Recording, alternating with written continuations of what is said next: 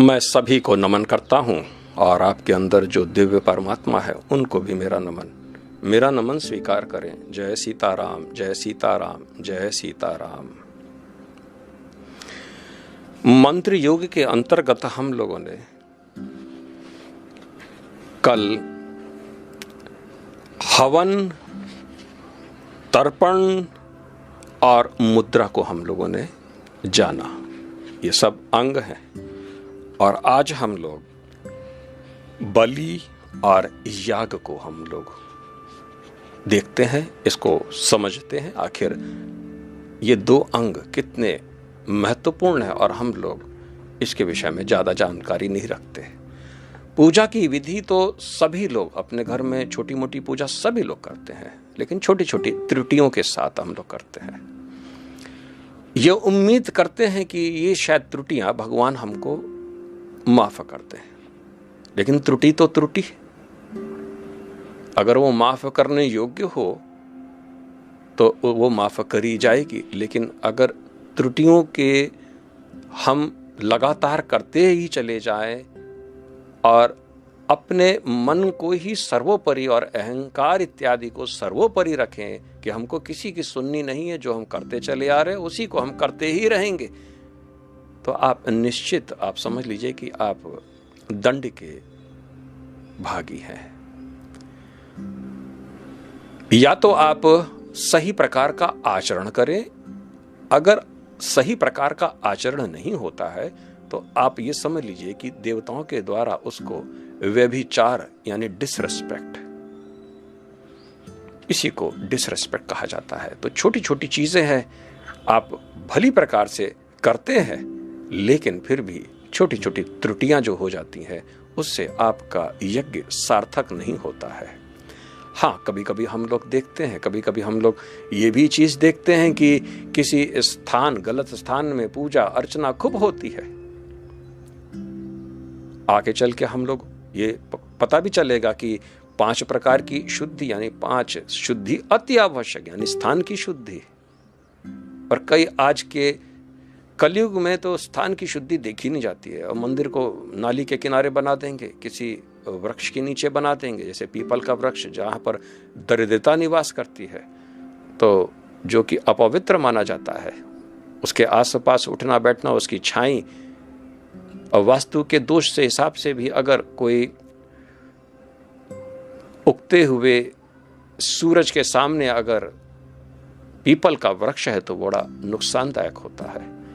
इस प्रकार से हम लोग बहुत सी त्रुटियों में जीते हैं, उन्हीं में करते रहते हैं और उन्हीं मंदिरों में जाते भी हैं। लेकिन आप सोचते होंगे कि अगर हम एक शुद्धि कर लें, 4 शुद्धि को त्याग दें तो आपका ये मंत्र योग पूर्ण होगा, इससे भाव समाधि की प्राप्ति होगी। तो कुछ होने से रहा, 100 साल और लग जाइए, कुछ लाभ होने से रहा। हमको छोटी छोटी चीज़ों का भी ध्यान रखना है और आज हम लोग इन्हीं 2 छोटी चीज़ों को लेकर चलते हैं, क्योंकि बलि तो सभी जानते हैं बलि क्या होता है, और याग को भी सभी लोग जानते हैं, लेकिन इस शब्द को से भली परिचित नहीं है। जैसे हम आपको बताएंगे, आपको लगेगा अरे ये तो हम रोज करते हैं, लेकिन इसको किस प्रकार से करना है सो हम आज आपको बताते हैं।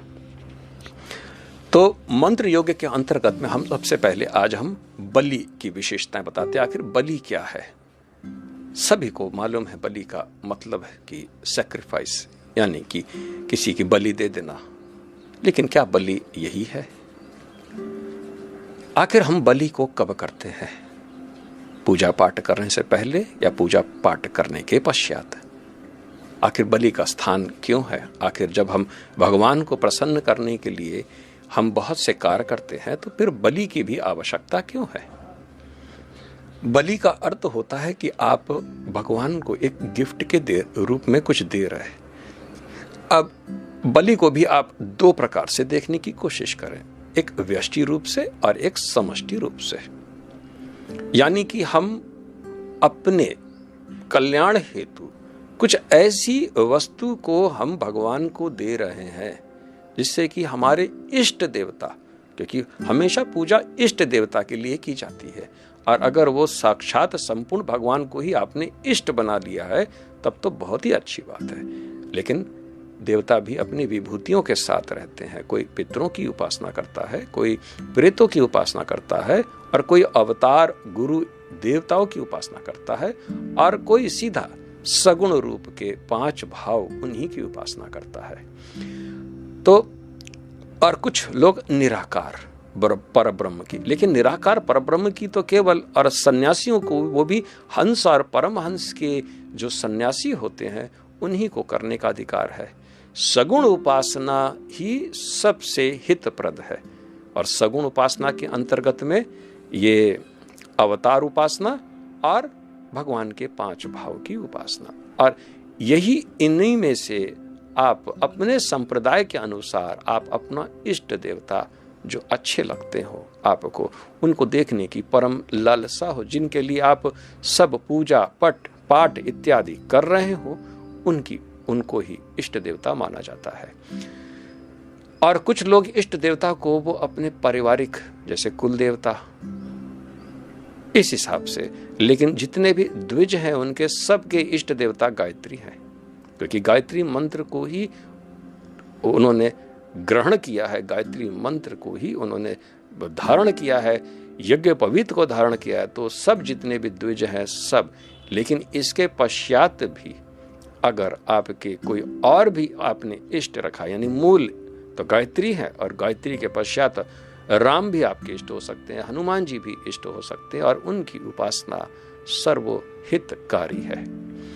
तो अब बलि का अर्थ, क्योंकि हमें अपने इष्ट को प्रसन्न करना, तो आखिर ये हम जब पूजा पाठ कर लेते हैं उसके पश्चात हम बलि को देते हैं। आखिर उनकी प्रसन्नता, इष्ट देव हमको किस प्रकार से प्रसन्न हो जाए, आखिर ऐसी कौन सी वस्तु भगवान को हम दे। कहते हैं कि जो सबसे प्रिय हो वही वस्तु देने योग्य है, जो सबसे प्रिय हो वही अगर आप देते हैं, क्योंकि वही प्रिय चीज उनको प्राप्त होती है, तभी वो प्रसन्न होते हैं।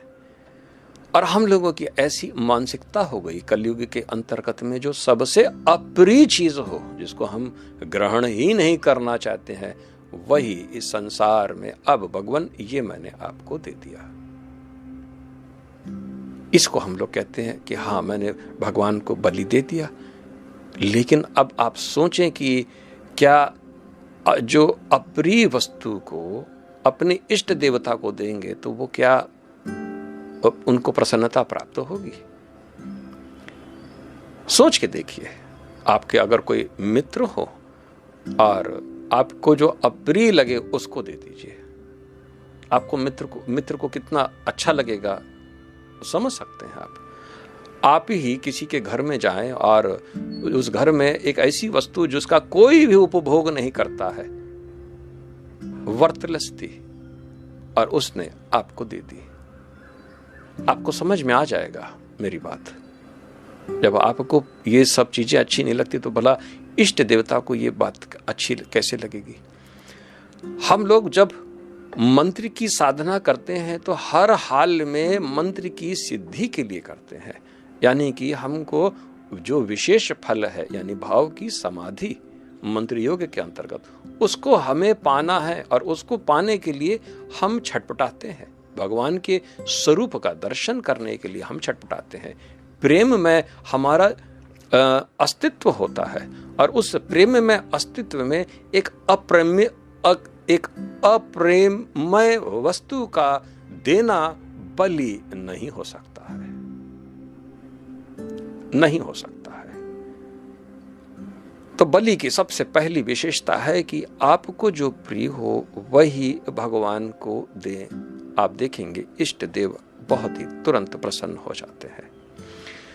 अब देने वाली वस्तु भी आपके बाहर, आपके जो हाथ में उपलब्ध हो, एक मन के भीतर और एक बुद्धि द्वारा विचार किया हुआ, इन 3 प्रकार के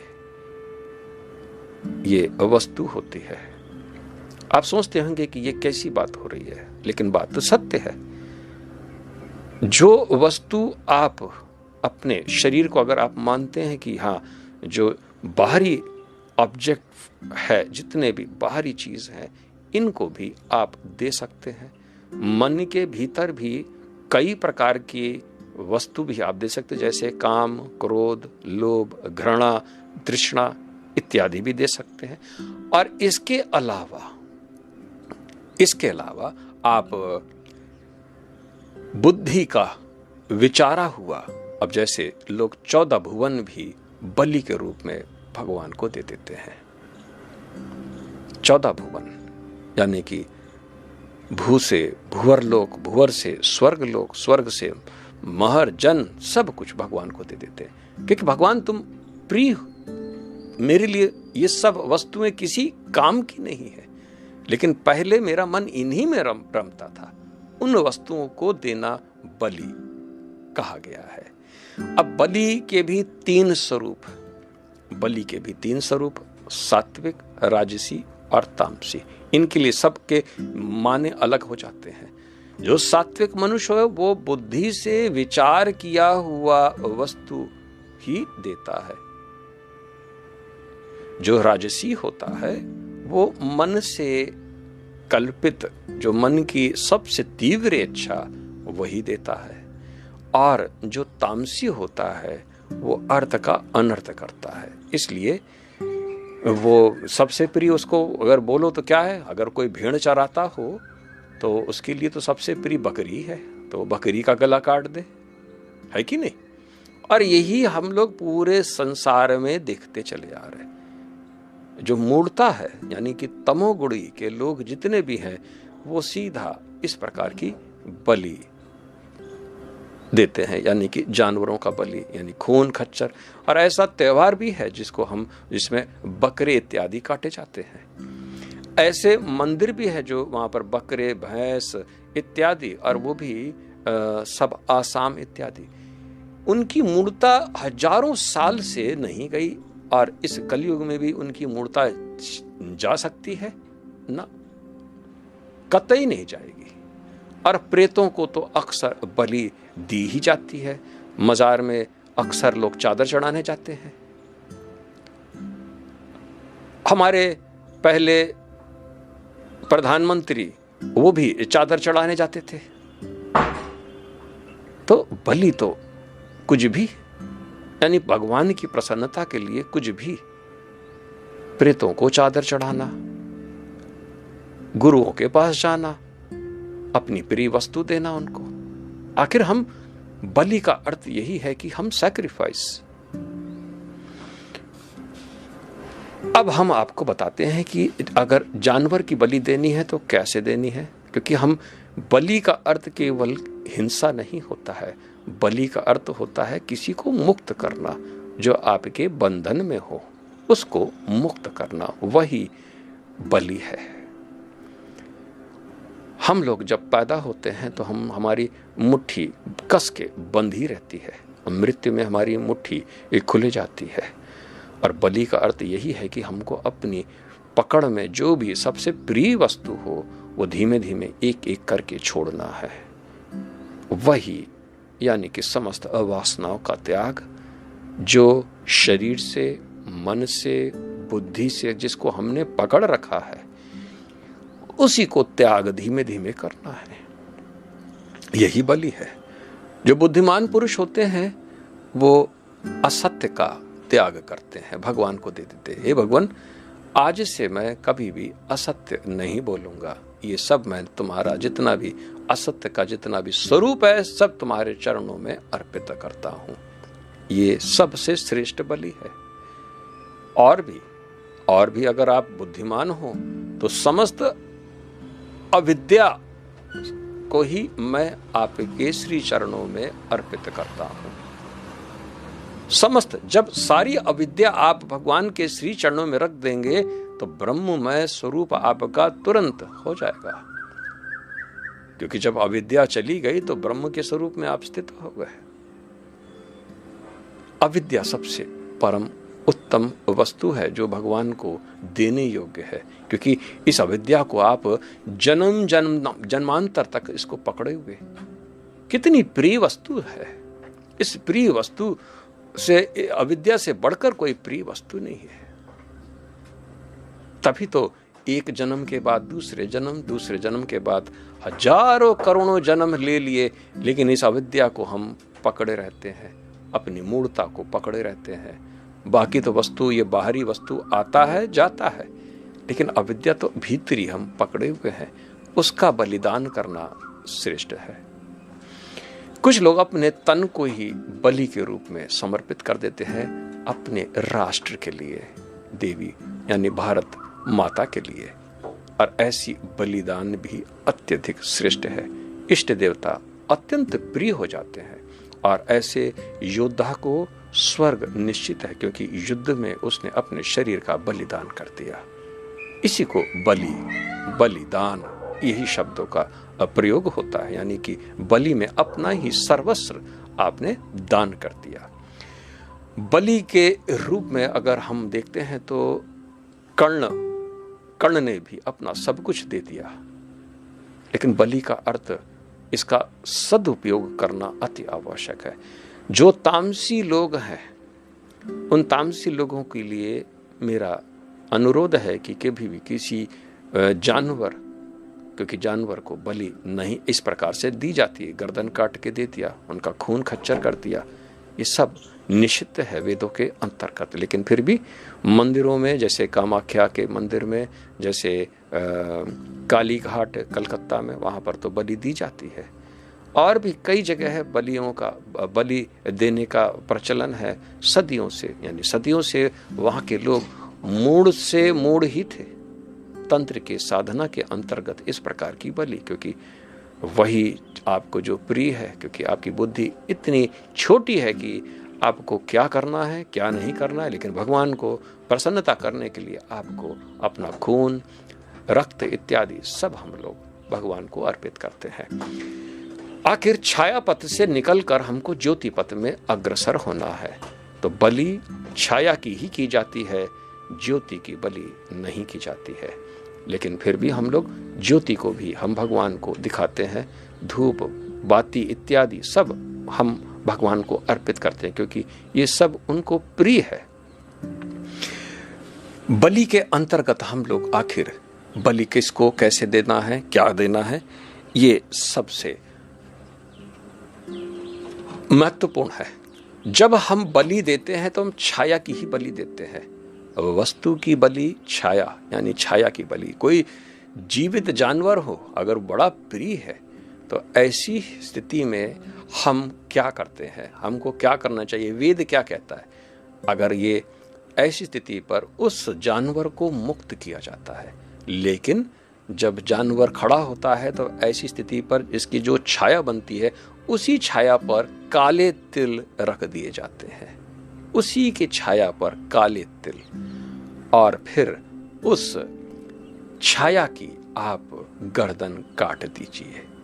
ये हो गई बलि। बकरे को नहीं काटा जाता है, तलवार लिया आपने बकरे को ही काट दिया ना, केवल छाया, उस छाया को आपने काट दिया उसकी, तो आपने उसकी छाया को ही उस, यानी उसके अब उस जो जानवर है उसके आपने समस्त कष्ट को काट दिया। इसके पश्चात उसको आजाद कर दिया जाता है, अब वो आजाद हो गया। यही बलि है। कभी भी किसी जानवर की हिंसा बलि कैसे हो सकती, वो भी सनातन धर्म के अंतर्गत में। लेकिन मूढ़ता के वश ही आदमी तंत्र साधना में लग जाता है। छोटी बुद्धि, छोटे सोच और छोटी हरकतें, तुच्छ हरकतें। इसी के कारण आज पूरे विश्व समुदाय में कितने बकरे कटते हैं, कितनी मुर्गियां कटती हैं, कितने बैल और कितनी गांव तक कटती हैं, कितने भैंसे भी कटते हैं, और जी कितने सांड कटे जाते हैं केवल बलि के नाम पर। और उसके पश्चात करते क्या है वो लोग, उसके बाद खा जाते हैं। एक तो अपवित्र कर्म किया ही, उसके बाद वो और भी अपवित्र कर्म अपने स्वाद को पूर्ति करने के लिए भगवान का नाम लेके बलि के रूप उसको शक्ल देकर, और वही धर्म इसको बोला जाए, किसको भी धर्म बोला जाए। इसलिए मैं तंत्र को धर्म नहीं मानता, धर्माभास है तंत्र।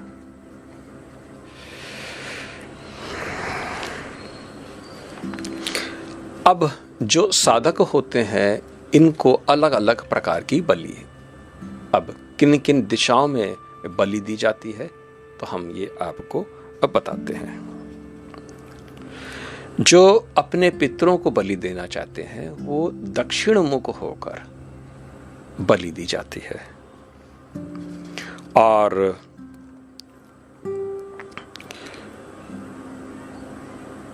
ब्रह्मा और विश्वदेव के लिए आपको अपने घर के भीतर ही बलि देने का, यानी घर के अंदर ही संकल्प करना है आपको। और बलि का हमने आपको बताया है किस प्रकार से आप काले तिल का ही उसी हिसाब से।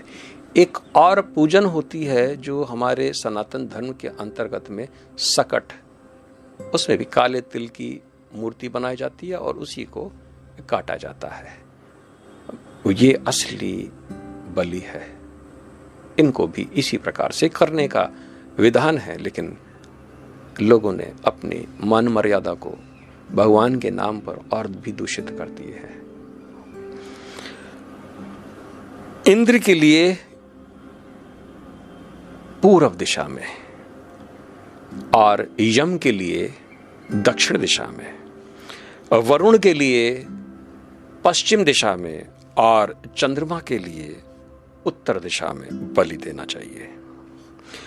जो धाता और विधाता है उनके लिए हमेशा घर के द्वार पे उनको बलि दी जाती है, घर के द्वार पे ही। और अर्यमा यानी कि जो पितृ के देवता हैं और जो नवग्रह के जितने भी, इनकी भी बलि आपको दे सकते हैं। और आसमान में राक्षसों को, असुरों को बलि आसमान में दी जाती है। आसमान में ऊपर उठा के उनको ऊपर उठा के फेंक दिया जाता है।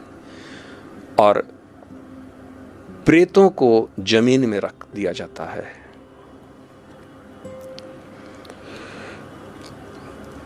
और बलि देने से पहले आपको संकल्प पढ़ना अति आवश्यक। आचमन करें, संकल्प पढ़ें कि हम आपको दे रहे हैं। इसके पश्चात आप वस्तुओं का दान इस प्रकार से, यानी बलि, वस्तुओं की बलि इस प्रकार से।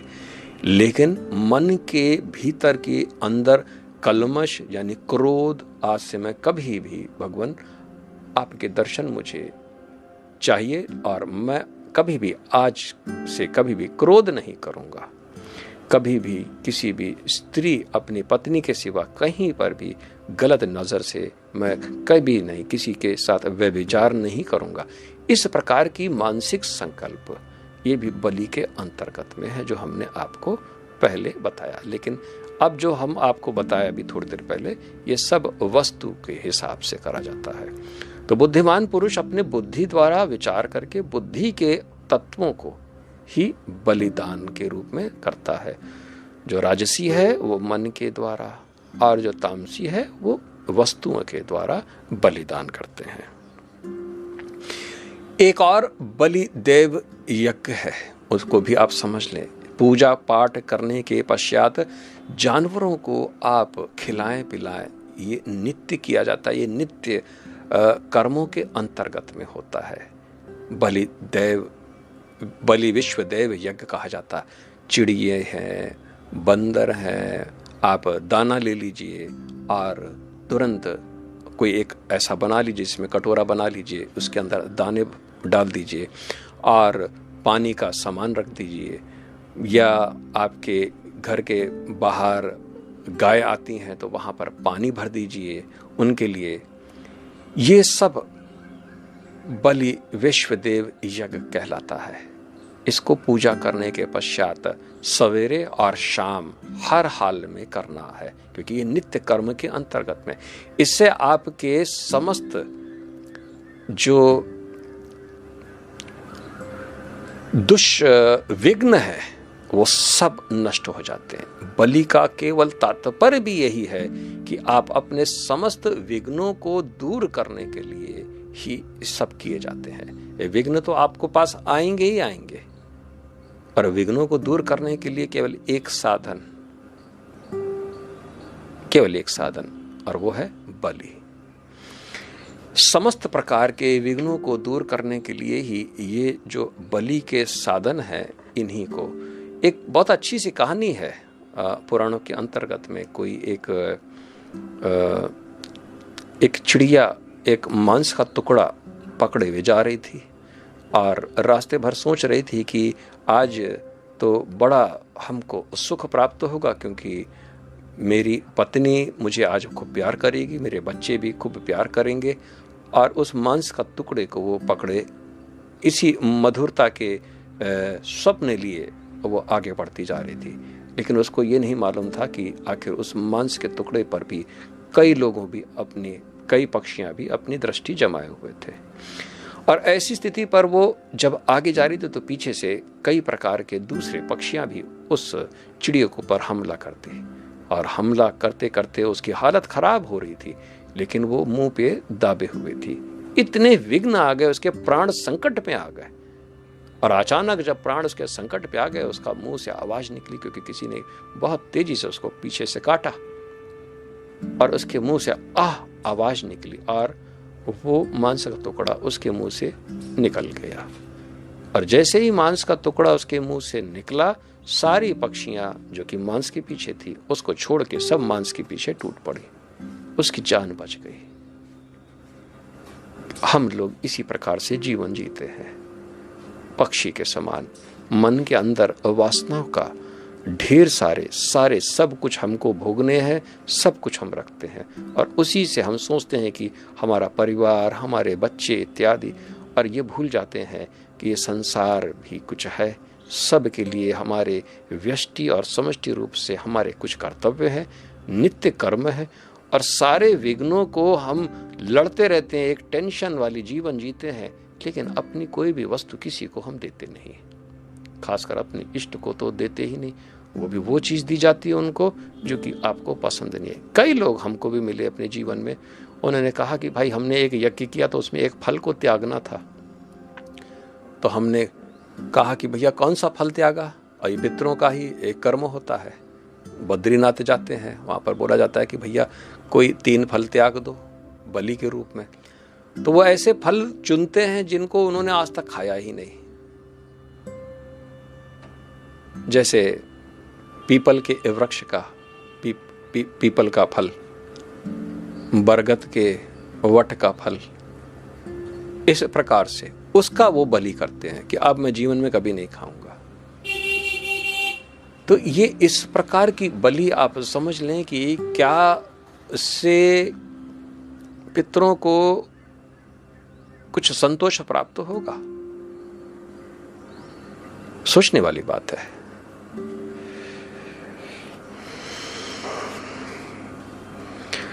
अब हम लोग याग को समझते हैं, आखिर याग किसे कहते हैं।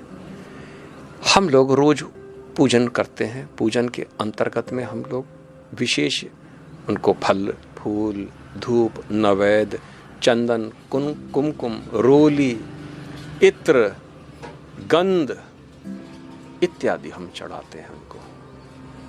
आखिर हम ये सब याग के अंतर्गत, यानी भगवान को प्रसन्न करने के लिए ही, यानी अतिथि के रूप में हम भगवान का आह्वान करते हैं।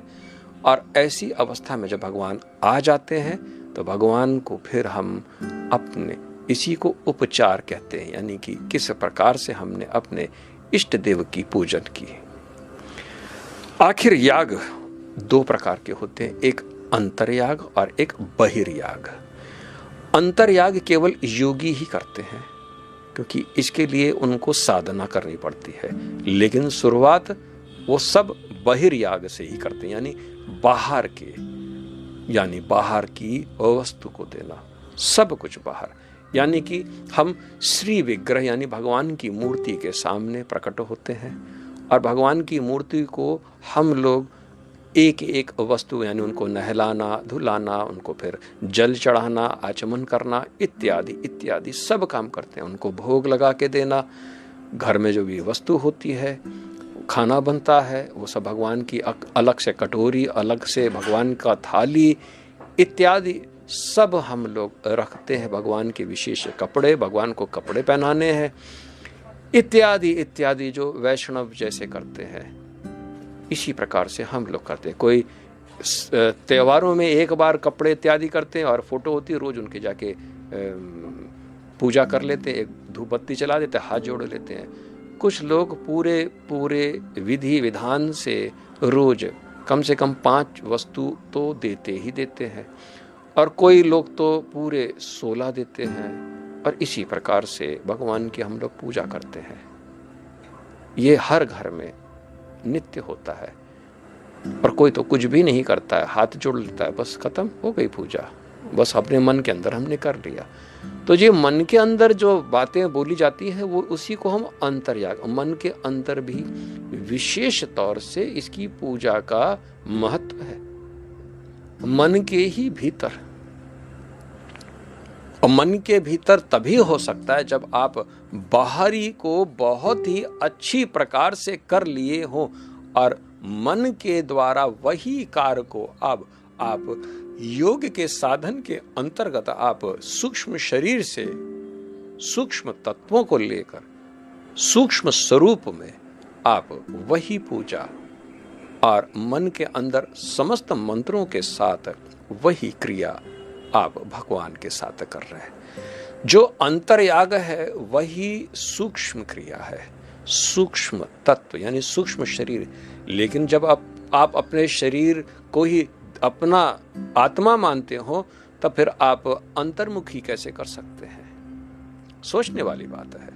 लेकिन हम लोग को आदत हो गई कि आज हमने मन ही में भगवान की पूजा कर ली और अंदर ही एक नाम ले लिया, बस भगवान ठीक हो गई इस पूजा। मंत्र योग के अंतर्गत में इस प्रकार का चलन नहीं है। आखिर हम याग को क्या समझे, यानी वे ऑफ वर्शिप, यानी हम भगवान को किस प्रकार से प्रेममय स्वरूप, अपना प्रेममय स्वरूप उनके साथ किस प्रकार से भाव को जोड़ें। एक परिवार का अंग रूप उनको भी मानते हो आप, उनको कहते हैं आप ही मेरे परम पिता हैं, आप ही मेरे मित्र हैं, आप ही मेरे सखा है, आप ही मेरे धन संपत्ति, सब कुछ आप ही हैं। और उन्हीं के साथ हम लोग भेदभाव का व्यवहार करते हैं। तो भला मंत्र सिद्ध कैसे होगा? मंत्र की साधना पूर्ण कैसे होगी? कैसे हो सकती है? हम अगर किसी अतिथि को बुलाएं और उसके साथ ठीक से बर्ताव ना करें तो अतिथि दोबारा आएगा? आप पूछते रहें। इसी प्रकार से भगवान भी नहीं आते। तो भगवान क्यों आएंगे? अगर आप उनको डिसरिस्पेक्ट करेंगे तो क्यों? क्या उनके पास किसी चीज की कमी है? लेकिन भक्त के पुकारने से भगवान दौड़े चले आते हैं। तो भक्त बनना पड़ेगा। आप सारे रूल्स अपने ऊपर नहीं लगा सकते कि हमने बोलो पुकारा है तो उनको आना ही पड़ेगा। नहीं, आप कुछ भी नहीं है, आप कोई नहीं है, आपकी कोई वैल्यू नहीं है। भगवान की अपनी वैल्यू है, सारी सृष्टि का वो रचना सृष्टि। आप प्रेम पूर्वक होकर उनका स्मरण करें, विधि विधान से उनको पुकारें, फिर वो तो आएंगे ही।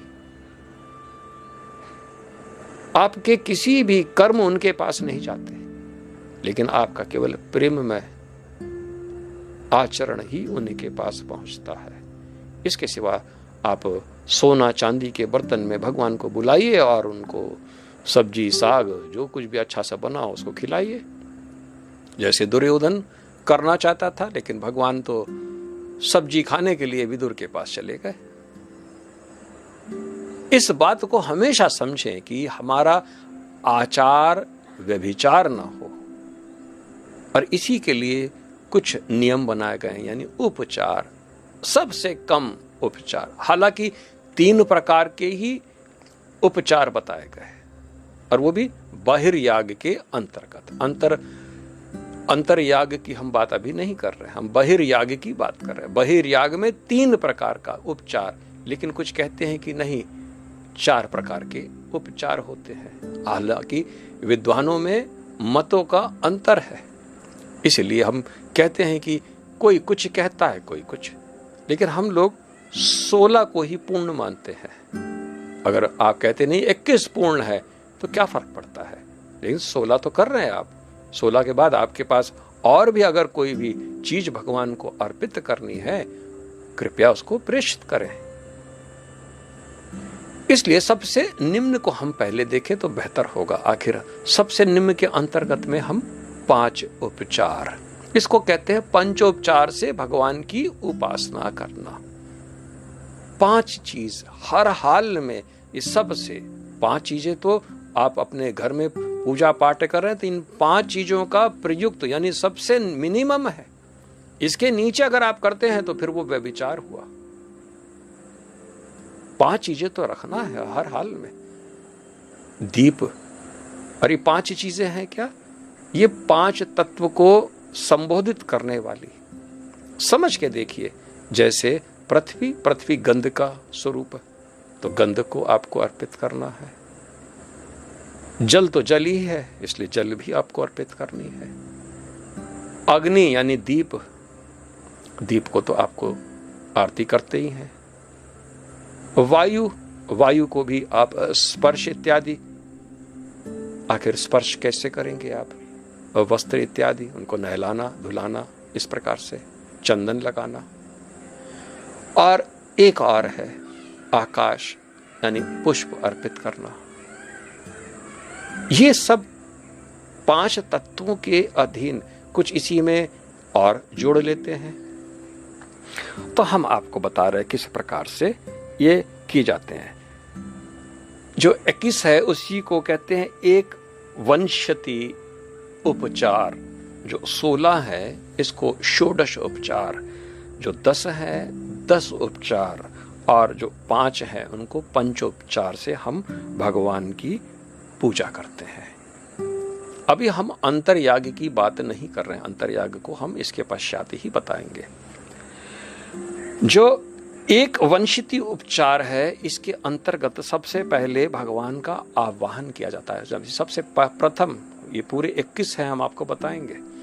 आवाहन करना है, उनका स्वागत करना है, फिर आसन उनको ग्रहण करवाना है, फिर स्थापन, फिर पाद्य अर्पण करना है उनको। इसके पश्चात उनको आर्घ्य देना है। जल, दूर से आए हैं, वो थके हुए हैं, और ऐसी स्थिति पर उनको आप जल देंगे। आप उनको जल के पश्चात उनके आचमन करवाएंगे, हाथ धोएंगे। फिर उसके पश्चात स्नान, उनको नहलाना धुलाना, स्नान। फिर उसके बाद वस्त्र के पश्चात उपवीत यानी कि यज्ञोपवीत, लेकिन अगर यज्ञोपवीत दिया जाता। फिर इसके बाद भूषण यानी कि उनको यज्ञोपवीत के बाद उनको अब अलंकार इत्यादि उनको सजाना है, भूषण। फिर उसके पश्चात गंध के पश्चात फिर पुष्प के पश्चात फिर धूप उनको दिखाई जाती है।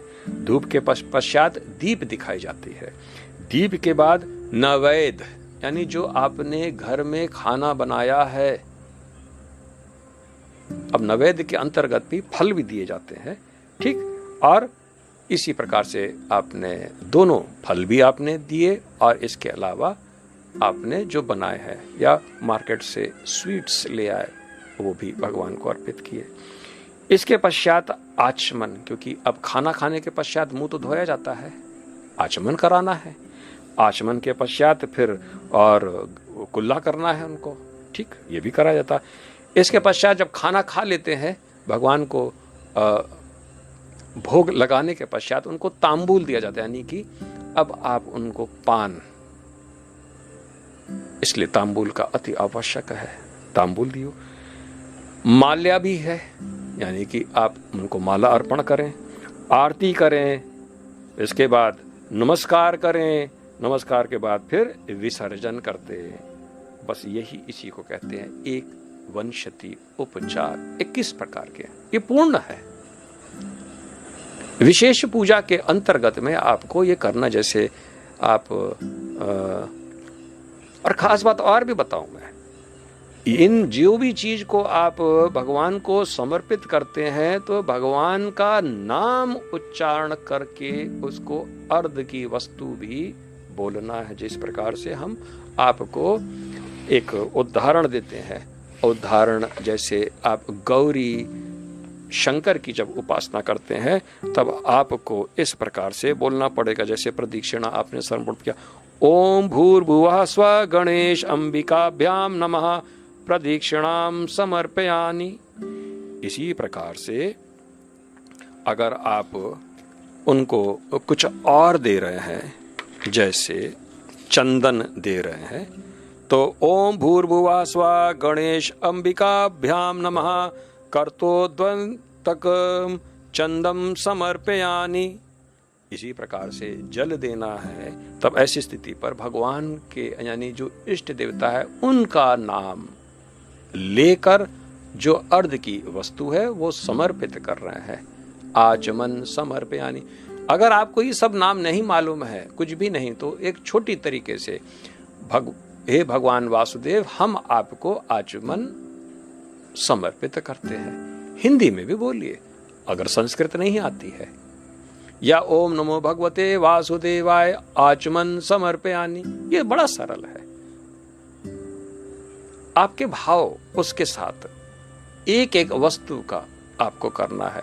हालांकि हम जब व्रहति को हम प्रयोग करते हैं मंत्र की शुद्धि के लिए, इसलिए ओम भूर्भुवः स्वः इस प्रकार से हम लोग 3 पद को इसमें हम लोग गायत्री के 4 पद को हम लेकर भुवा और स्व 3 ये और ओम, हम 3 पद को लेकर हम इस मंत्र की शुद्धि करते हुए, क्योंकि गणेश अंबिकाभ्याम नमः इस मंत्र की शुद्धि करने के लिए, क्योंकि मंत्र के आगे जातक सूतक और जात सूतक होता है, इसको दूर करने के लिए। तो ये सब चीजें आपको करनी पड़ेगी, नहीं तो आप ओम नमः शिवाय जलम समर्पयानि इस प्रकार से भी कर सकते हैं। भगवान को नमन करने के पश्चात उनको जल भी अर्पित करें। ये हो गई आपकी एक वंशति उपचार। अब हम आपको षोडश उपचार के अंतर्गत भी कई प्रकार की लोग, जैसे 16, जैसे पुरुष सूक्त को करते करते, पुरुष सूक्त के अंदर 16 ऋचाएं हैं, 16 सूक्त हैं, तो एक एक सूक्त पढ़ते जाइए और एक एक वस्तु को उनको अर्पित करते जाइए। ये सबसे उत्तम, इसको जो करता है वो मनुष्य निश्चित मोक्ष और भाव समाधि को तुरंत प्राप्त करता है, भगवान को बहुत जल्दी प्रसन्न करता है। इसी प्रकार से लक्ष्मी जी की श्री सूक्त, उसमें 16 ऋचाएं और एक एक मंत्र पढ़ते जाएं, एक एक वस्तु को अर्पित करते जाएं। तो हम आपको अब बता देते हैं कि षोडश उपचार के अंतर्गत में आवाहन करना है, स्थापन करना है, पाद्य देना है, आर्ध देना है, स्नान कराना है, वस्त्र कराना है, भूषण देना है, गंध, पुष्प, धूप, दीप, नैवेद्य, आचमन, तंबूल और आरती, फिर अंतोगत्वा नमस्कार करके प्रदक्षिणा कर ले। ये हो गई षोडश उपचार। इसकी विधि भी हमने आपको बता दी, यानी कि पुरुष सूक्त तो आप याद कर लें। भगवान को रोज आप जब पूजा करें तो पुरुष सूक्त तो पढ़ते पढ़ते एक एक वस्तु इस प्रकार से उनको नहलाना धुलाना, एक एक चीज आप ऐसे कर सकते हैं। ये बहुत ही उत्तम है। नरसिंह पुराण के अंतर्गत में ये विधि बताई गई है। भगवान विष्णु को जल्दी से जल्दी प्रसन्न करने की ये विधि है। ये ऐसा 1 महीना भी कर लेते हैं तो आपको लगेगा कि अरे आपके साक्षात इष्ट देव अब आपके अंदर प्रवेश कर रहे हैं। इसके पश्चात 10 उपचार हैं, यानी हम 10 चीजों को ही भगवान को करते। पाद्य, अर्ध, स्नान, मधुपरक यानी स्वीट्स, और आचमन, गंध, पुष्प, दीप, धूप, नैवेद्य, और यही 10 उपचार है। लेकिन ये सब चीजें हमारे पास नहीं होती हैं, तो हम 5 उपचार को ही हमको करना चाहिए। और 5 उपचार के अंतर्गत में भगवान को जो नहला रहे हैं आप, उसके पश्चात आप उनको गंध दिखाइए, पुष्प दिखाइए, धूप दिखाइए, दीप दिखाइए और नैवेद्य। यही 5 है। ये सब 5 चीजें आप ध्यान पूर्वक देखें तो ये 5 तत्व को प्रदर्शित करते हैं। गंध ये पृथ्वी, पुष्प ये आकाश, धूप ये वायु, और दीप ये दीप अग्नि, और नैवेद्य रस को यानी कि जीव को, यानी कि ये रस को लिए नवेद, जल तत्व। ये 5 तो आपको हर हाल में, जो आगे एडवांस पूजा होती है, इसमें इनके बीज का भी उपयुक्त आवाहन किया जाता है।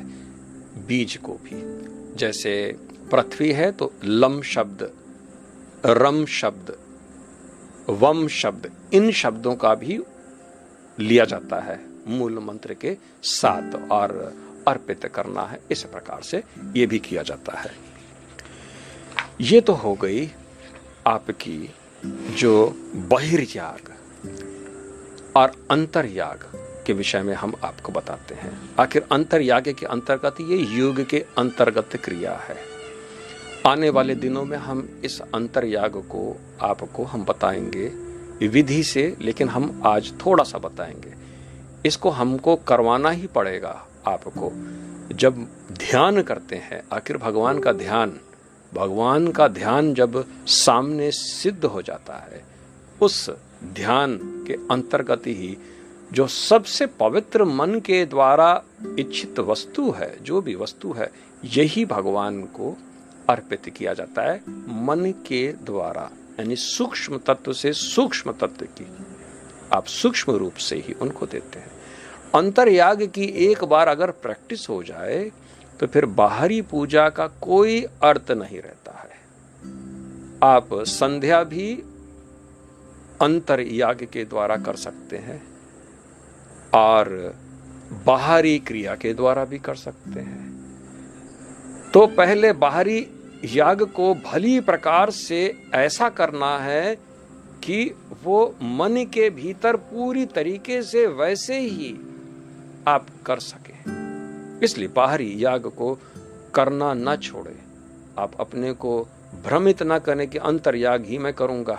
ना, अंतर्याग में भी आपको सारे मंत्र पढ़ने पड़ते हैं, सारे विनियोग करने पड़ते हैं। सब काम वैसे जैसे बाहरी क्रिया की जाती है, वैसे ही अंदर। क्या मन आपका इतना शांत हो गया है? आप सोच के देखिए। अन्यथा आप अचानक उनको पुष्प अर्पित कर दिए, उसके बाद आप लापता, कोई दूसरे थॉट्स में आप निकल गए, वो सक्सेसफुल नहीं होगा। इसलिए ये विधि अति आवश्यक है। जैसे पुरुष सूक्त के अंतर्गत में आप एक एक मंत्र पढ़ते भी जा रहे और उनको आप एक एक वस्तु इत्यादि, उनको स्नान जल इत्यादि, उनको आप सब कुछ करते जा रहे हैं। ये बहुत ही उत्तम साधन है जो आगे चल के हम इसकी प्रैक्टिस करवाएंगे जब डीप मेडिटेशन की हम बात करते हैं। मेडिटेशन उसी के पश्चात ही भाव समाधि, इसके बाद फिर कारण शरीर के द्वारा भी इसको किया जाता है। वो सब अंतर्याग के अंतर्गत में, ये ध्यान के अंतर्गत की वस्तु है। इसलिए जब हम ध्यान आपको बताएंगे तब। अब इस याग के पश्चात एक और काम है जिसको हम कहते हैं उपयाग। ये याग का एक अंग है, उपयाग। उपयाग भी 2 प्रकार के, एक ब्रह्म याग और एक जैव याग। आप समझ गए होंगे कि आखिर एक ब्रह्म से नाता है और एक दूसरा जीव से नाता है। इसलिए एक जीव याग और एक दूसरा ब्रह्म याग। ब्रह्म याग के अंतर्गत हम लोग भगवान को प्रसन्न और अपने को भी प्रसन्न करने के लिए भगवान के विषय में जानकारी जुटाते हैं। आखिर कैसे? हमको भगवान के जो संबंधित इष्ट देव हैं उनके लिटरेचर्स को पढ़ना। अगर हनुमान जी आपके इष्ट देव हैं तो हनुमान जी की, फिर जहां जहां भी पुराणों में हनुमान जी की विषय में कोई बात हो, आप उसको ढूंढें, उसको पढ़ें। जो पंच संप्रदाय के अंतर्गत उपासना निर्धारित की गई है, जो पंच उपासना के अंतर्गत, जैसे शक्ति की अलग उपासना है, शैव की अलग उपासना है, शौर्य की अलग उपासना है, गणपत्य की अलग उपासना और वैष्णव की अलग उपासना पद्धति है। और इनके पुराण भी अलग है। शंकर भगवान की शिव पुराण हुआ, वैष्णव के लिए तो आपको काफी कुछ मिल जाएगा, मत्स्य पुराण से ले लीजिए और भी कुछ, और शक्ति के देवी पद्म पुराण, ये 2 पुराण है। इसके अलावा नरसिंह भगवान के तो नरसिंह पुराण हो गया। अगर जो भी इष्ट देव है, राम के लिए तो वाल्मीकि रामायण हो गई। और इसके अलावा गणेश के लिए अक्सर आपको दिक्कत हो जाती, क्योंकि गणेश की कौन से पुराण पढ़ना है इत्यादि। और इसी प्रकार से सूर्य भगवान की भी, क्योंकि ये 2 कम प्रचलित है। हालांकि गणेश के लिए तो कई उपनिषद भी हैं, और सूर्य भगवान के लिए भविष्य पुराण के अंतर्गत में सूर्य भगवान की बहुत ही सुंदर तरीके से वहां पर पूजा पाठ है। तो ये भी आपको भली प्रकार से सब कुछ मिल जाए। यानी एक एक अपने इष्ट देवता के विषय में ज्यादा से ज्यादा जानकारी, अपने को बुद्धिमान बनाना। इनकी समस्त अलग अलग संप्रदायों के अनुसार गीता भी है, जैसे धीश गीता, सूर्य गीता, शंभु गीता, नारायण गीता, जिसको हम विष्णु गीता भी कहते हैं या भगवत गीता भी कह सकते हैं। हालांकि नारायण गीता और भगवत गीता में भेद है, थोड़ा सा भेद, वो कृष्ण के रूप में, और यहाँ पर साक्षात परम पुरुष नारायण रूप की। देवी गीता, शक्ति गीता, ये सब पढ़ना अति आवश्यक है। स्त्रोत इत्यादि, ये ब्रह्म याग यानी अपने इष्ट देवता की जानकारी के लिए आपको यत्न पूर्वक कर्म, ये भगवान को बड़ी प्रसन्नता है। मेरे विषय में सब जानने की कोशिश करता है, मेरी कहाँ भी चर्चा हो सब मालूम। आजकल के लोग ये सब करते नहीं है, वो बस हनुमान चालीसा पढ़ ले, हनुमान जी की सारी चीजें उनको मालूम हो गई। बड़े 100 बार पढ़ ला लेंगे हनुमान चालीसा, अर्थ का अनर्थ कर देंगे, उनको कुछ मालूम ही नहीं। इष्ट अगर आपने बनाया है तो उस इष्ट के विषय में आपको पूर्ण जानकारी रखना चाहिए, और जितनी जानकारी आप उनके लिए इकट्ठा करेंगे, आपका यज्ञ और आपकी भाव, आपकी मंत्र साधना उतनी जल्दी पूरी होती है। इसलिए ये ब्रह्मयाग, इससे हमारा अपना उद्धार होता है। ब्रह्मयाग ब्रह्म की तरफ हमको ले जाता है। अब एक होता है जीव याग, यानी जीव का उद्धार कैसे होगा। जीव का उद्धार तो केवल और केवल व्यष्टि और समष्टि रूप से अपनी स्थिति को मजबूत करने के लिए ही। अगर हम केवल स्वार्थ यानी अपने ही स्वरूप में स्थित रहें कि हम सेटिस्फाइड तो जगत सेटिस्फाइड ना, व्यष्टि रूप में दोनों को जीव का उद्धार कैसे होगा। जीव का उद्धार तो केवल और केवल जो योग्य ब्राह्मण हो, उसको ही इष्ट देवता के स्वरूप में आप उसकी पूजन करें। वो योग्य ब्राह्मण जो कि अपने मुख में वेद इत्यादि सब जानता हो, आप उसको अपने घर में बुलाएं, खाना खिलाएं, इष्ट देवता का ही स्वरूप सोचे, और इष्ट देवता ही का ही आपको पूजन उसी के अंतर्गत करना है। ये जीव याग कहलाता है। एक बड़ी सुंदर हमने एक जगह देखी थी, जब कोई पुराण के अंतर्गत में एक दृष्टांत, हालांकि वो दृष्टांत के उसके पश्चात में बहुत ढूंढने की कोशिश की, लेकिन वो पुस्तक जो छपी थी वो शायद वो 1840 के आसपास की छपी पुस्तक थी। उसके बाद के वर्जन वाली पुस्तक में वो चैप्टर ही लापता। वैश्यों की मुक्ति, वैश्यों की मुक्ति के विषय में, क्योंकि जब श्राप मिल गया, कृष्ण भगवान ने अपनी रानियों को 16,108 रानियों को श्राप दे दिया कृष्ण भगवान ने कि तुम सब आगे चल के वैश्याएं बन जाओगी। ऐसी स्थिति पर उनकी सारी रानियां रोने लगी कि आखिर हमको मुक्ति कैसे प्राप्त होगी। तो भगवान श्री कृष्ण ने कहा कि ये तो हमने श्राप थोड़ी दिया, हमने तो ये आपको पहले पिछले जन्म में आपको श्राप मिला था, वो भी नारद जी के कारण, और उसी को हमने दोबारा दोहरा दिया। और इसी श्राप वश जब अर्जुन उनको लेकर जा रहे थे तो भील सब उनको लूट ले गए। भगवान की जितनी भी रानियां थी सब भील, उनमें से केवल 8 रानी जो थी वो वही सती हुई थी। तो सब ये रोने लग गए कि आखिर हमको ये श्राप मिल गया, तो आखिर किस प्रकार से हम इस श्राप को धोएंगे। जो प्रद्युम्न था वो भी कृष्ण का ही स्वरूप था, और नारद जी प्रद्युम्न को मजा चखाने के लिए उस वक्त ये सब स्त्रियां स्नान कर रही थी, और प्रद्युम्न को उसी समय उन्होंने भेज दिया वहां पर, और सब जितनी भी, और इसी बीच में जाके उन्होंने, नारद जी ने कृष्ण भगवान को कह दिया कि देखो प्रद्युम्न आपका रूप बनाकर वो उधर जा रहा है, क्योंकि प्रद्युम्न के अंदर घमंड था और वो कभी भी किसी भी महर्षि इत्यादि के आने पर न उनको न खड़ा होता था न उनको नतमस्तक करता था। इसी के कारण नारद जी ने कहा कि इसको भी हम मजा चखाते हैं।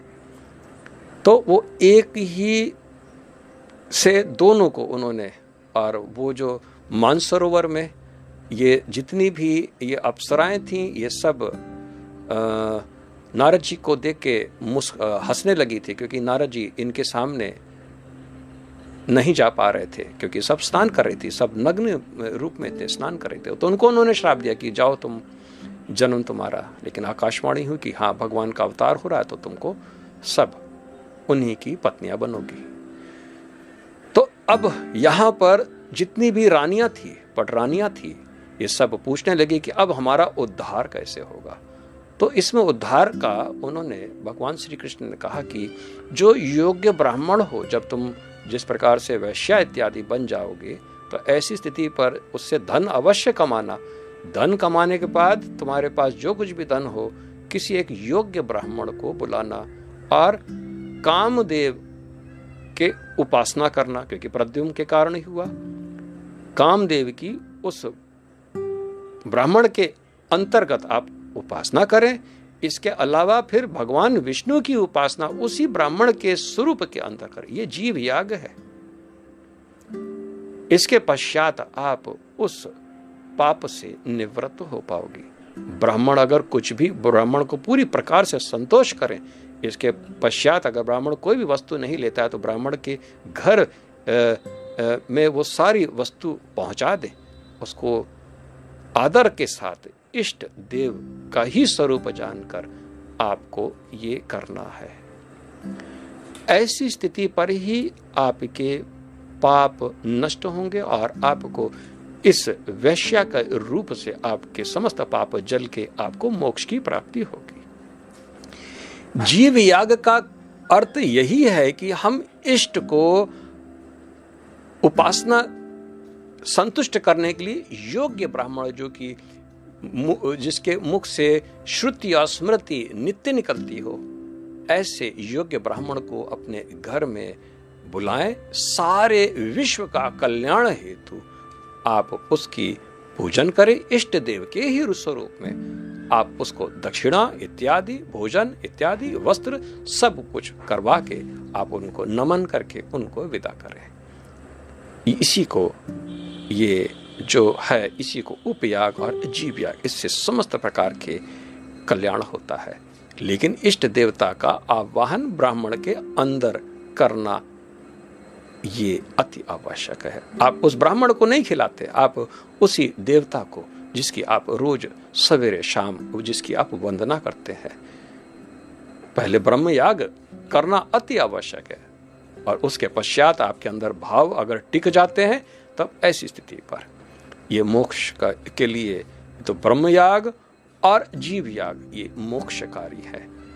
इनका सही तरीके से उपयोग करने पर आप समस्त ताप से, यानी त्रिताप से आप अपने को अलग कर देते हैं। लेकिन अगर आप किसी ब्राह्मण, आप अतिथि के रूप में आता है और आप वहां पर किसी प्रकार का उपचार ही नहीं करते हैं, 5 उपचार भी नहीं करते हैं, तो ऐसी स्थिति पर निश्चित तौर से आप को जो मंत्र की साधना में लगे हैं, उस मंत्र से आप नीचे गिर पड़ते हैं। करते रहिए। आगे हम आपको जप बताएंगे तो पुरक्षरण विधि भी बताएंगे, उसके अंतर्गत आपको पता चल जाएगा। एक तो आप साधना कर रहे हैं, तो फिर साधना करने के अस्तित्व को भी अगर आप कहते हैं कि नहीं मैं अपने हिसाब से करूंगा, तो आप सनातनी हो ही नहीं सकते। सनातन धर्म के अंतर्गत एक एक लॉजिक, एक एक साइंस आपके अंतर्गत, यानी आपके भाव से जुड़ा है। इसलिए भाव समाधि, आपके भाव श्रेष्ठ होने चाहिए।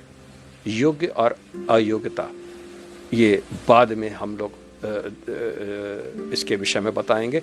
योग्य वही जो शास्त्र को जानता है, वही योग्य जो नित्य पूजन करता है, जो गायत्री मंत्र का जप करता है, जो अब मार्जन मंत्र, अघमर्षण मंत्र इत्यादि का अपने अंदर पूरी तरीके से अपने अंदर न्यास करता है, 6 प्रकार के जो न्यास करता है, वषट, फट, स्वाहा और वषट, हुम और ये सब 6 प्रकार के न्यास जो मनुष्य ये रोज करता है, वही अतिथि के रूप में इष्ट की उसके अंतर्गत पूजा करने योग्य है।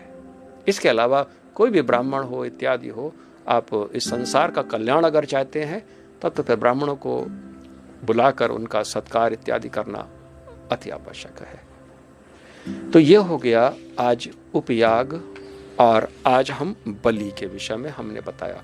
कल हम जप के विषय में बताएंगे। जप बहुत ही विशाल है। जप के अंतर्गत हम साधना स्थान, कौन से स्थान और साधना के जो अधिकार हैं ये बताएंगे, मंत्र सिद्धि बताएंगे, पंच शुद्धि बताएंगे, सिद्धि, मंत्र भेद और बीज मंत्र, और मंत्र की उत्पत्ति कैसे हुई, और प्रणव मंत्र क्या है, इसके विषय में काफ़ी लंबा है।